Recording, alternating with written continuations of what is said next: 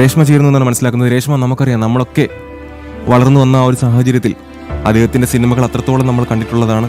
അദ്ദേഹത്തിൻ്റെ ഓരോ തമാശകളും കേട്ട് അത്രത്തോളം ചിരിച്ചിട്ടുള്ളതാണ്. ഇന്നതൊക്കെ ഓർത്തെടുക്കുമ്പോൾ ഒരു മലയാളി എന്ന നിലയിൽ നമ്മളെപ്പോലെ തന്നെ, അല്ലെങ്കിൽ ഓരോ മലയാളിയും പോലെ തന്നെ നമുക്കും അത്രത്തോളം തന്നെ വിഷമമുണ്ട്.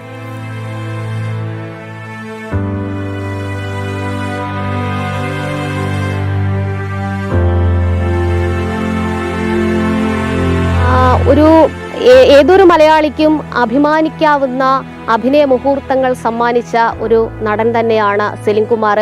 അദ്ദേഹത്തിൻ്റെ നർമ്മം കലർന്ന സംഭാഷണങ്ങൾ അത് എല്ലാ കാലഘട്ടത്തിലും ഇപ്പോഴത്തെ ജെൻസി തലമുറ പോലും ഓർത്ത് വെക്കുന്നു. ട്രോളുകളിലൊക്കെ തന്നെ അദ്ദേഹത്തിൻ്റെ സംഭാഷണങ്ങൾ ഉൾപ്പെടുത്തുന്നു എന്ന് പറയുമ്പോൾ കാലാനുവർത്തിയായിട്ട് ആ സംഭാഷണങ്ങൾ നിലനിൽക്കുന്നു, ആ അഭിനയ മുഹൂർത്തങ്ങൾ നിലനിൽക്കുന്നു എന്ന് വേണം കരുതാനായിട്ട്. നേരത്തെ അമൽ സൂചിപ്പിച്ചതുപോലെ തന്നെ കല്യാണരാമനിലെ പ്യാരിയാണെങ്കിലും അതിനകത്തെ ആ മെൽക്കൗ എന്നൊക്കെ പറഞ്ഞ് എഴുതിക്കൊണ്ടുവരുന്നത്, വെൽക്കം എന്നുള്ളത് മെൽക്കൗ എന്നൊക്കെ പറഞ്ഞ് എഴുതിക്കൊണ്ടുവരുന്നത്, അതിലെ സദ്യ കഴിക്കുന്ന രംഗമൊക്കെ തന്നെ വളരെ വലിയ പൊട്ടിച്ചിരികൾ തിയേറ്ററുകളിൽ നൽകിയ രംഗങ്ങൾ തന്നെയാണ്. ആ സീനുകൾ അഭിനയിക്കുന്ന ഘട്ടത്തിൽ അദ്ദേഹം കയ്യിൽ നിന്ന് പല കാര്യങ്ങളും ഇട്ടിട്ടുണ്ട് എന്നൊക്കെ തന്നെ പല ഇൻ്റർവ്യൂകളിലും പല അഭിമുഖങ്ങളിലും അദ്ദേഹം തന്നെ പറഞ്ഞിട്ടുണ്ട്. അദ്ദേഹത്തിൻ്റെ സഹ നടന്മാർ പറഞ്ഞിട്ടുണ്ട്. അത്തരത്തിൽ വലിയ രീതിയിൽ സ്വന്തമായിട്ട് നർമ്മ സംഭാഷണങ്ങൾ സിനിമയിൽ ഉൾപ്പെടുത്തി, അതായത് തിരക്കഥയ്ക്കപ്പുറം സംഭാഷണങ്ങൾ ഉൾപ്പെടുത്തിക്കൊണ്ട് ഇത്തരത്തിൽ ഒരു വലിയ പൊട്ടിച്ചിരികൾ തിയേറ്ററുകളിൽ നടത്താൻ സാധിച്ചിട്ടുള്ള ഒരു നടൻ തന്നെയാണ് സെലിം കുമാർ. അതുകൊണ്ട് തന്നെ അദ്ദേഹത്തിൻ്റെ സിനിമാ സീനുകളൊക്കെ തന്നെ ഓർത്ത് എടുക്കപ്പെടും. അതുമാത്രമല്ല, അദ്ദേഹത്തിൻ്റെ സ്വഭാവ നടൻ എന്നുള്ള രീതിയിലേക്ക് അദ്ദേഹം വരുന്നത് 2004 മുതലാണ്. 2000 കാലഘട്ടം തന്നെയാണ് അദ്ദേഹത്തിൻ്റെ സുവർണ കാലഘട്ടമെന്ന് നമുക്ക് പറയാൻ സാധിക്കുന്നത്. കാരണം ഒരു ഹാസ്യ നടൻ അപ്പുറത്തേക്ക് തന്നിൽ ഒരു മഹാനടൻ്റെ സവിശേഷതകൾ ഉറങ്ങിക്കിടപ്പുണ്ട് എന്ന് പ്രേക്ഷകരെ അറിയിക്കാനായിട്ട് സെലിം കുമാറിന് സാധിച്ചു. 2004 ഇറങ്ങിയ പെരുമഴക്കാലത്തിൽ ദിലീപിന്റെ അച്ഛനായിട്ട് അദ്ദേഹം അഭിനയിച്ച് തകർത്തു എന്ന് തന്നെ പറയണം. കാരണം അദ്ദേഹത്തിന്റെ ദുഃഖകരമായിട്ടുള്ള കണ്ണീരോടുകൂടിയുള്ള രംഗങ്ങളൊക്കെ തന്നെ ഇപ്പോഴും ആ പെരുമഴക്കാലം സിനിമ കാണുന്ന ഘട്ടത്തിൽ നമ്മളൊക്കെ തന്നെ കണ്ണീരോടെയാണ് ആ സിനിമ കണ്ടിറങ്ങുന്നത്, അല്ലെങ്കിൽ ആ സീനൊക്കെ തന്നെ കണ്ടു കഴിയുന്നത്. അത്തരത്തിൽ 2000 കാലഘട്ടം സെലിം കുമാറിനെ സംബന്ധിച്ച് ഒരു സുവർണ കാലഘട്ടമായിരുന്നു. അദ്ദേഹത്തിന് സംസ്ഥാന ദേശീയ പുരസ്കാരങ്ങൾ നേടിക്കൊടുത്ത പല സിനിമകളും ഉണ്ടായിട്ടുണ്ട്. അതോടൊപ്പം എടുത്തു പറയേണ്ട ഒന്നാണ് സെലിം കുമാറിൻ്റെ കരിയറിലെ മറ്റൊരു വളർച്ചയായിട്ട് മാറിയ അച്ഛനുറങ്ങാത്ത വീട്. അച്ഛനുറങ്ങാത്ത വീട്ടിലെ സാമുവൽ എന്ന് പറയുന്ന കഥാപാത്രം, ആ സാമുവൽ എന്നുള്ള പറയുന്ന കഥാപാത്രം 3 പെൺമക്കളെ കഴുകനും കാക്കിക്കും കൊടുക്കാതെ സ്വന്തം ചിറകിനടിയിൽ ഒളിപ്പിച്ചു വെക്കുന്ന ഒരു അച്ഛൻ്റെ എല്ലാ വൈകാരികമായിട്ടുള്ള നിമിഷങ്ങളും സെലിം കുമാറിലൂടെ പുറത്തു വരികയായിരുന്നു. അത് കണ്ടുനിന്ന്, അല്ലെങ്കിൽ ആ സീനുകളൊക്കെ കാണുന്ന ഏതൊരു വ്യക്തിക്കും സെലിം കുമാർ എന്ന് പറയുന്ന, ആ സാമുവൽ എന്ന് പറയുന്ന അച്ഛൻ മനസ്സിലേക്ക് ആഴ്ന്നിറങ്ങാൻ തക്ക അഭിനയശേഷി സെലിം കുമാർ പുറത്തെടുത്തു. അതുതന്നെയാണ് അതിന് ആ സിനിമയ്ക്ക്, ആ സാമുവൽ എന്ന് പറയുന്ന കഥാപാത്രത്തിലൂടെ സെലിം കുമാറിന് പുരസ്കാരങ്ങൾ നേടിക്കൊടുക്കാനും സാധിച്ചത്. അതിനുശേഷമാണ് ആദാവിൻ്റെ മകൻ അബു ഒക്കെ ഇറങ്ങുന്നത്. അതിൽ അത്ര വിൽപ്പനക്കാരനായിട്ടുള്ള ആ ഒരു കഥാപാത്രം അത് എത്രത്തോളം മനസ്സിൽ ആഴ്ന്നിറങ്ങി ഇപ്പോഴും കിടക്കുന്നുണ്ട് എന്ന് പറയുമ്പോൾ അതിൽ അതിശയോക്തി ഒന്നുമില്ല. കാരണം അത് അത്ര കണ്ട് പ്രതിഫലിപ്പിക്കാനായിട്ട്, അഭിനയത്തിലൂടെ പ്രതിഫലിപ്പിക്കാനായിട്ട് സെലിം കുമാറിന് സാധിച്ചു. അത് പിന്നീട് ദേശീയ അന്തർദേശീയ പുരസ്കാരങ്ങൾക്ക് ആ കഥാപാത്രത്തിലൂടെ, ആ സിനിമ അർഹത നേടുകയും ചെയ്തു. പിന്നീട് ഓസ്കാർ നാമനിർദ്ദേശത്തിലടക്കം അത് വരികയും ചെയ്തു. അത്തരത്തിൽ രാജ്യാന്തര തലത്തിലേക്ക് മലയാള സിനിമയെ കൊണ്ടുചെന്ന് എത്തിക്കാനായിട്ട് സെലിം കുമാർ എന്ന് പറയുന്ന മഹാനടന് സാധിച്ചു.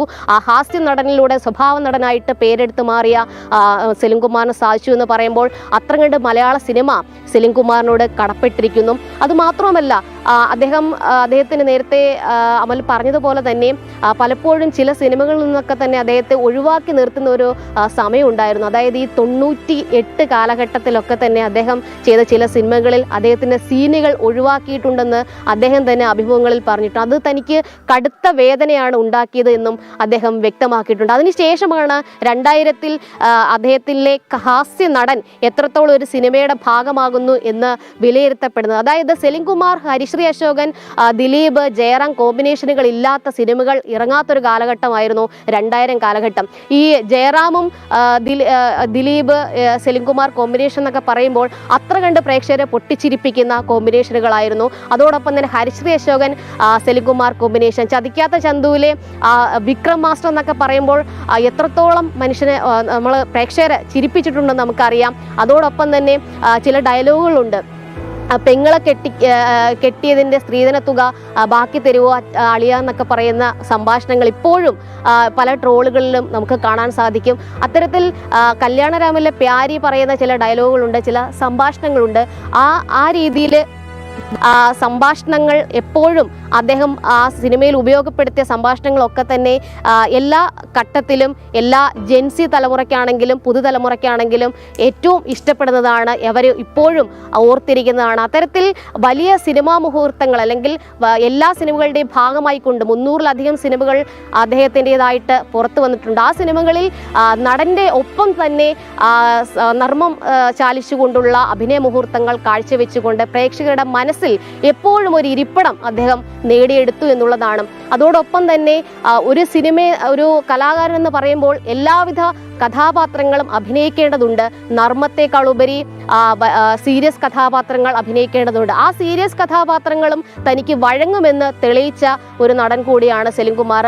അദ്ദേഹത്തിൻ്റെ സിനിമകളായ പെരുമഴക്കാലം ആണെങ്കിലും അതോടൊപ്പം തന്നെ സാമൂല, അതായത് അച്ഛനുറങ്ങാത്ത വീടാണെങ്കിലും ആ രീതിയിൽ തന്നെ എഴുതപ്പെട്ടവയാണ്. സെലിംകുമാറിന് വേണ്ടി നിർമ്മിക്കപ്പെട്ട സിനിമകളാണോ എന്ന് പോലും പലപ്പോഴും അതിശയത്തോടുകൂടി നമുക്ക് തോന്നിപ്പോകുന്ന ഘട്ടങ്ങൾ ഈ സിനിമകളിൽ ചില അഭിനയ സംഭാഷണങ്ങളിൽ മുഹൂർത്തങ്ങളിൽ ഉണ്ടായിട്ടുണ്ട്. അത്തരത്തിൽ 2000 കാലഘട്ടത്തിൽ മലയാള സിനിമ വലിയ രീതിയിൽ അദ്ദേഹത്തെ ഉപയോഗപ്പെടുത്തി. പിന്നീട് ശാരീരികമായിട്ടുള്ള അവശതകൾ മൂലമാണ് അദ്ദേഹം സിനിമയിൽ നിന്ന് മാറി നിന്നത്. പക്ഷേ ആ ഘട്ടത്തിൽ പോലും ഒരു സാമൂഹ്യ ജീവി എന്നുള്ള നിലയിൽ അദ്ദേഹം സമൂഹത്തിൽ ചില ഇടപെടലുകൾ നടത്തിയിട്ടുണ്ട്. ഔദ്യോഗികമായിട്ട് പല പരിപാടികളിലും പല ചടങ്ങുകളിലും പങ്കെടുത്തിട്ടുണ്ട്. ഏറ്റവും ഒടുവിൽ അദ്ദേഹം പങ്കെടുത്ത പൊതുപരിപാടി എന്ന് പറയുന്നത് പറവൂരിൽ മുഖ്യമന്ത്രി VD സതീശന് നൽകിയ ഒരു സ്വീകരണ ചടങ്ങാണ്. അതാണ് അദ്ദേഹം ഏറ്റവും ഒടുവിൽ പങ്കെടുത്ത ഒരു പരിപാടി. അതിൽ അദ്ദേഹം തൻ്റെ നിലപാടുകളും താൻ എത്രത്തോളം കോൺഗ്രസ് അനുഭാവിയാണെന്ന് വ്യക്തമാക്കുകയും ചെയ്തിരുന്നു. അത്തരത്തിൽ സിനിമ വിട്ടുകഴിഞ്ഞാൽ തൻ്റെ നിലപാടുകൾ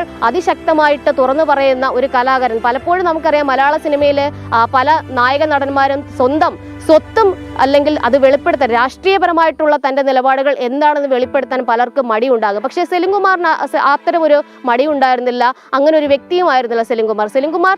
ഏതെങ്കിലും ഒരു കാലിക പ്രസക്തമായിട്ടുള്ള വിഷയങ്ങൾ ഉണ്ടായിക്കഴിഞ്ഞാൽ അതിൽ തൻ്റെ നിലപാടുകൾ വ്യക്തമാണെങ്കിൽ അത് എഴുതി ഒരു ലേഖനത്തിലൂടെയെങ്കിലും വ്യക്തമാക്കുകയും ചെയ്തിരുന്നു.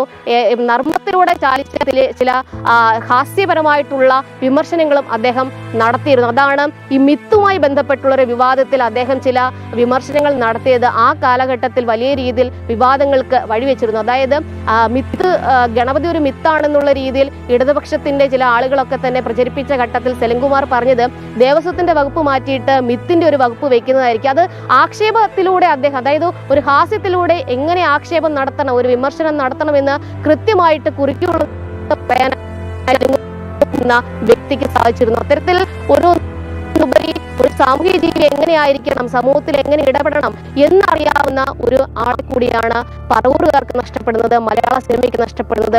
പറവൂരിനെ സംബന്ധിച്ച് അവർക്ക് ഏറെ പ്രിയപ്പെട്ട സെലിമേറ്റർ എന്ന് പറഞ്ഞുകൊണ്ട് അവർക്ക് എപ്പോഴും ഈ കാണുന്ന ലാഫിംഗ് വില്ലയിലേക്ക് എത്തിച്ചേരാൻ സാധിക്കുമായിരുന്നു. കാരണം ഈ പ്രളയ സമയത്തൊക്കെ തന്നെ അദ്ദേഹത്തിന്റെ വീട്ടിൽ എല്ലാവർക്കും അഭയം കൊടുത്തുകൊണ്ട് അദ്ദേഹം ആ ഒരു രീതിയിലും ജനങ്ങളെ സഹായിച്ചിരുന്നു. അത്തരത്തിൽ എല്ലാ കാലഘട്ടത്തിലും പറവൂരുകാരോട് ചേർന്നിരുന്ന ഒരു വ്യക്തി, മലയാള സിനിമയിൽ ചേർന്നിരുന്ന വ്യക്തിയാണ് നഷ്ടപ്പെടുന്നത്. ആ ദുഃഖം ഈ നാടിനുണ്ട്, ഈ വീടിനുണ്ട്, അതോടൊപ്പം തന്നെ എല്ലാ മലയാള സിനിമാ പ്രേമികൾക്കും ഉണ്ട്. എന്തായാലും ഉച്ചയോടുകൂടിയാണ് ഈ ലാഫിംഗ് വില്ലയിലേക്ക്, തൻ്റെ സ്വന്തം വീടായ ലാഫിംഗ് വില്ലയിലേക്ക് സെലിംകുമാറിന്റെ ഭൗതികദേഹം എത്തിച്ചേരുക.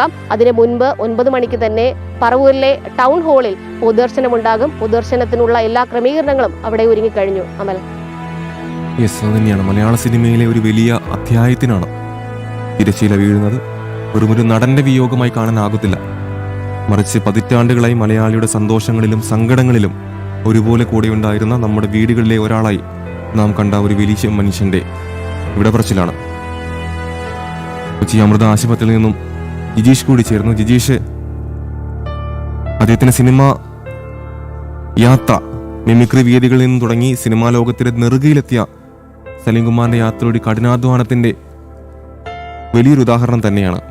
ഒരു കാലത്ത് മലയാള സിനിമയിൽ ചിരിയുടെ പുതിയൊരു വ്യാകരണം അദ്ദേഹം എഴുതി ചേർക്കുക തന്നെയായിരുന്നു.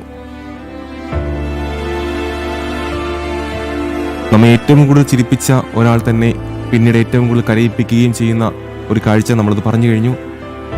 ആദാമിന്റെ മകൻ അബുവും അച്ഛനുറങ്ങാത്ത വീടും അങ്ങനെ സിനിമകളിലൂടെ അദ്ദേഹത്തിന്റെ സ്വഭാവ നടൻ എത്രത്തോളം നമ്മളെ സ്വാധീനിക്കുന്നു, എത്രത്തോളം നമ്മളെ കരയിപ്പിക്കുന്നു ഒക്കെ നമ്മൾ കണ്ടതാണ്. ഇപ്പോൾ ആ ഒരു നടനാണ് ഇപ്പോൾ വിട വാങ്ങിയിരിക്കുന്നത്. അമൃത ആശുപത്രിയിൽ നിന്നും